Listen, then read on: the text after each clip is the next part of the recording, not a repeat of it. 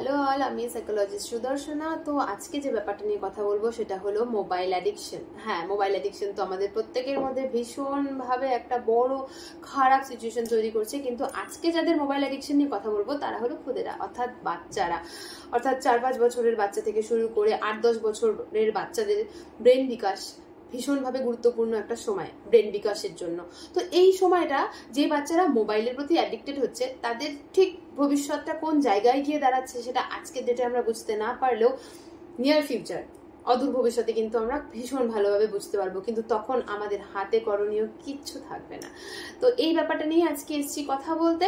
হ্যাঁ, অবশ্যই এটা একটা মেন্টাল হেলথ রিলেটেড কথা, কারণ সমস্ত ব্যাপারটাই মোবাইল অ্যাডিকশনের ফলে যেখানে প্রভাব বিস্তার করছে সেটা হলো আমাদের ব্রেনে। হ্যাঁ, কিছু ফিজিক্যালিও এফেক্টেড আমরা হচ্ছি, চোখের দ্বারা বা অন্যান্য কোনো কিছু বলা যেতে পারে, কিন্তু ব্রেনের ক্ষতিটা কিন্তু সহজে সারিয়ে তোলার মতন হবে না। সেই জন্যই এই ব্যাপারে কনসার্ন এবং এই ব্যাপারটা নিয়ে আজকে কথা বলতে এসেছি। তো মোবাইল অ্যাডিকশনের ফলে মোবাইল অ্যাডিকশনটা কখন হয়? তো একটা বাচ্চা যখন গড়ে 2 থেকে 3 ঘন্টা রেগুলার বেসিসে মোবাইল দেখে তখন সেটা মোবাইল অ্যাডিকশনের পর্যায়ে ধরা যায়। এবং যেই বাচ্চাগুলোর মধ্যে অলরেডি মোবাইলের অ্যাডিকশন রয়েছে আপনি তাদেরকে দেখলেই আইডেন্টিফাই করতে পারবেন। যেমন তাদের হাত থেকে মোবাইল নিয়ে নিলে তারা ভীষণভাবে রেগে যাবে, অথবা তাদেরকে মোবাইল ছাড়া অন্য কোনো খেলনা দিলে তারা সেই খেলনার প্রতি ইন্টারেস্টেড হবে না, অথবা তাদেরকে মোবাইল বাদ দিয়ে যদি আপনি তাদের সাথে গল্প করেন বা আপনি বড়রা বা নিজেদের সমবয়সী কোনো বাচ্চা তাদের সাথে রেখে তাদেরকে খেলানোর চেষ্টা করেন, তারা খেলবে না।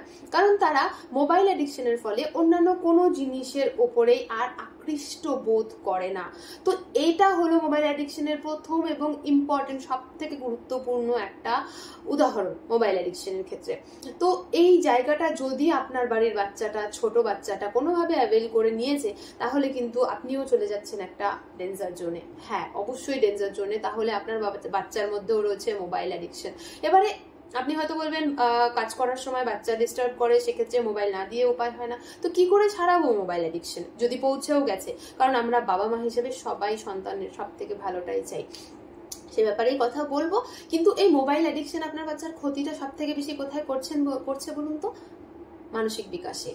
মানসিক বিকাশে, যেই বিকাশটা আমাদের 2 থেকে 3 বছর সময়ের থেকে শুরু করে 8 থেকে 10 বছর বা 13 বছরের মধ্যে সব থেকে বেশি পরিমাণে হয়, সেই সময়টাই মানসিক বিকাশে বাধাপ্রাপ্ত হচ্ছে বাচ্চারা মোবাইলের দ্বারা।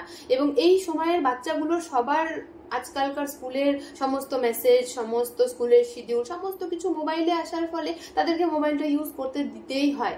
এটাও হয়তো একটা আমাদের জন্য চরম খারাপ একটা জায়গা, কিন্তু সেক্ষেত্রে কিছু করার না থাকলেও অনেকেই আছেন এরকম যারা 8টা মোবাইল দেখে করছে বা একটা ক্লাস মোবাইল দেখেই করছে। তো এই জায়গাগুলো থেকে কিন্তু আমরা তাদেরকে একটু দূরে সরিয়ে নিয়ে আসতে পারি। তো এক্ষেত্রে যে কোনো বাচ্চার জন্য প্রথম বাচ্চার বাবা মায়ের করণীয় যে ব্যাপারটা সেটা হলো দিনে একটা টাইম শিডিউল করে দেওয়া, যে এত থেকে এত ঘন্টার বেশি তুমি মোবাইল দেখবে না। সব থেকে বেটার হয় যদি আপনি 15-30 মিনিটের 2টো স্লটে মোবাইল দেখার নিয়মটা চালু করতে পারেন বাড়িতে।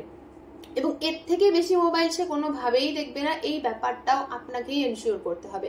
হয়তো প্রথম বাচ্চা মানতে চাইবে না, হয়তো প্রথম ভীষণ একটা রাগারাগির পরিস্থিতি সৃষ্টি হবে, কিন্তু আপনাকে সেটা ভীষণ শক্ত হাতে দমনও করতে হবে। যদি আপনি প্রথম দিন থেকেই এটাকেই একটা চর্চার মাধ্যমে তৈরি করতে পারেন তাহলে একদিন আপনি অবশ্যই সাকসেস হবেন, সাফল্য অবশ্যই আসবে। তো এটা একদিনের ব্যাপার নয়, ধীরে ধীরে আমরা করতে পারি। তো এই জায়গাটা চেষ্টা করবেন অ্যাটলিস্ট 30 মিনিটস ম্যাক্সিমাম, সেক্ষেত্রে মিনিমাম আরো কম হলে খুব ভালো। যদি 30 মিনিটস বা 30 মিনিটে এটা পসিবল না হচ্ছে তাহলে অ্যাটলিস্ট 45 মিনিটস বা 1 ঘন্টার জন্য আপনি মোবাইলটা দিতে পারেন। এর থেকে বেশি কিন্তু মোবাইলটা পার ডে ইউজ করা ভীষণভাবে বিপজ্জনক। এবার আসছি সেকেন্ড পয়েন্টে। সেকেন্ড কি পয়েন্ট আছে যেটা কি করলে আমরা আমাদের বাচ্চার মোবাইল অ্যাডিকশন কমতে পারে? সেক্ষেত্রে আমাদের মনে রাখতে হবে বাচ্চারা কিন্তু আমাদেরই প্রতিচ্ছবি। আমরা যেটা করি, আমরা যেটা শেখাই, তারা সেটাই শেখে। তো সেজন্য আমাদের নিজেদেরও মোবাইল ইউজ করা কমাতে হবে, যেটা কিনা আমাদের জন্য ফিজিক্যাল এবং মেন্টালি অনেক বেশি ডিস্টার্বিং, ক্ষতিকারক। তো সেই জায়গা থেকে আমাদেরও কিন্তু নিজেদেরকেও ইউজ টু হতে হবে যাতে আমরাও মোবাইল দেখাটা কমাতে পারি। বাচ্চার সামনে দেখবো না পরে দেখবো এই ব্যাপারটাও নয়, এটা আমাদের জন্য যেমন ভালো তেমন আপনার সন্তানের জন্যও ভালো, আমাদের সন্তানের জন্যও ভালো। এই ব্যাপারটা মেনটেন করেই, এই ব্যাপারটা মনে রেখেই মোবাইল ইউজটা আমাদেরও অতটাই কমাতে হবে। থার্ড পয়েন্টে আসছি। তো থার্ড পয়েন্ট হলো এই বয়সের বাচ্চারা, অর্থাৎ 2 থেকে 3 বছর বয়সের সময়সীমা থেকে 12-13 বছরের বাচ্চারা সবাই ভীষণ অ্যাক্টিভ হয়। তো তাদেরকে মোবাইলে সাবস্টিটিউট হিসেবে কিছু দিন। তার যেটা হবি আছে সেই হবি রিলেটেড তাদেরকে জিনিসপত্র এনে দিন, যেটা নিয়ে তারা খেলতে পারে।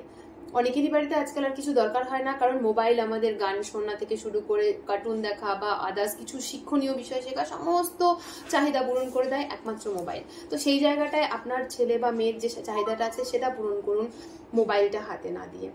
ফোর্থ পয়েন্ট, এই বয়সের বাচ্চারা যেহেতু ভীষণ অ্যাক্টিভ হয় এবং তাদের ফিজিক্যাল অ্যাক্টিভিটিও কিন্তু ভীষণভাবে জরুরি। তো সেই জায়গাটার কথা মাথায় রেখে তাদেরকে বাইরে খেলতে পাঠান। আজকাল আমরা সবাই নিউক্লিয়ার ফ্যামিলি এবং কেউ বাইরে বাচ্চাদের খেলতে পাঠাই না। এটা একটা বড় খারাপ জায়গা, এটা আমরা প্রত্যেকেও জানি বাবা মা হিসেবে। তো সেই জায়গাটাকে একটু হলেও চালু করুন। যদি ভীষণ শহরে পরিবেশে থেকে থাকেন বা ভীষণ কনজাস্টেড এরিয়াতে, তাহলে অন্তত পাশের বাড়ির বাচ্চাটার সাথে তার বাড়িতে খেলতে পাঠান, অথবা তাদেরকে নিয়ে একটু পার্কে যান। যে কোনোভাবে তাদেরকে একটু প্রকৃতির স্বাচ্ছন্দ্যে থাকতে দিন। এটাও হতে পারে কিন্তু মোবাইল অ্যাডিকশন থেকে তাদেরকে দূরে রাখার আরেকটা উপায়। এবং ফিফথ যে কথাটা ইম্পর্টেন্ট, ভীষণভাবে ইম্পর্টেন্ট, যেটা বলার চেষ্টা করব, সেটা হলো আপনার সাথে আপনার শিশুর বা আপনার বাচ্চার, আপনার সন্তানের মেন্টাল বন্ডিং।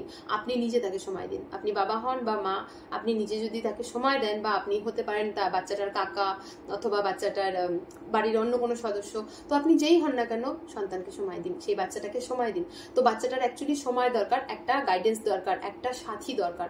যখন মোবাইলের পরিবর্তে সে একটা মানুষকে সাথী হিসেবে পাবে, তখন মোবাইলের চাহিদাটা তার আস্তে আস্তে নিশ্চয়ই কমে উঠবে। অবশ্যই সবগুলো, এই 5টা পয়েন্টই কিন্তু ভীষণভাবে ইম্পর্টেন্ট, এবং যদি রেগুলার বেসিসে ফলো করা যায়, অবশ্যই মোবাইল অ্যাডিকশন থেকে বাচ্চাকে দূরে রাখা সম্ভব। তো আপনার বাচ্চার মানসিক বিকাশের জন্য মোবাইল অ্যাডিকশন কমানোটা কতটা জরুরি সেটা আশা করি আপনি জানেন, এবং সেই হিসাবে অবশ্যই জরুরি পদক্ষেপ নিন। Bye bye.